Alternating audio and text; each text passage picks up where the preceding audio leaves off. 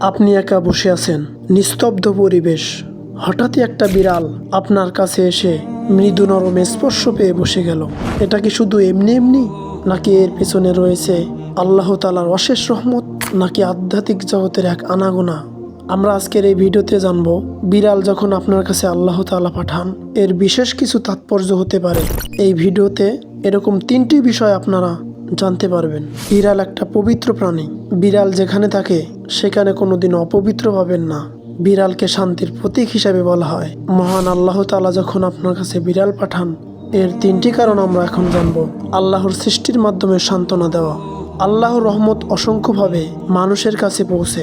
একাকিত্বে থাকা কারো পাশে হঠাৎ বিড়ালের মতো কিছু একটা কোমল প্রাণী এসে বসা, এটি আল্লাহর পক্ষ থেকে মানসিক প্রশান্তির উপহার হতে পারে।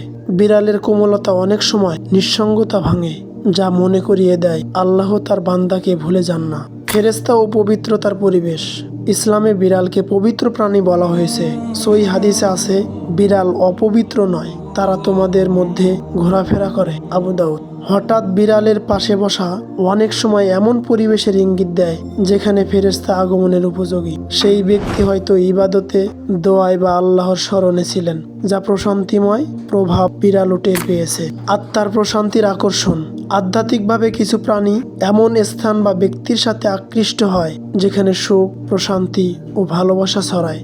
যে ব্যক্তি একাকী বসে আল্লাহ তাআলার জিকিরে থাকেন, পবিত্র অবস্থায় থাকেন, সেই আত্মিক প্রশান্তি বিড়ালের মতো প্রাণীকে কাছে টানে। এটি হতে পারে আত্মিক ইতিবাচক শক্তির একটা নিদর্শন। ভিডিওটি ভালো লাগলে লাইক করুন। আমাদের চ্যানেলের এটি প্রথম ভিডিও। এরকম গুরুত্বপূর্ণ ভিডিও নিয়মিত পেতে চ্যানেলটিকে এখনই সাবস্ক্রাইব করুন।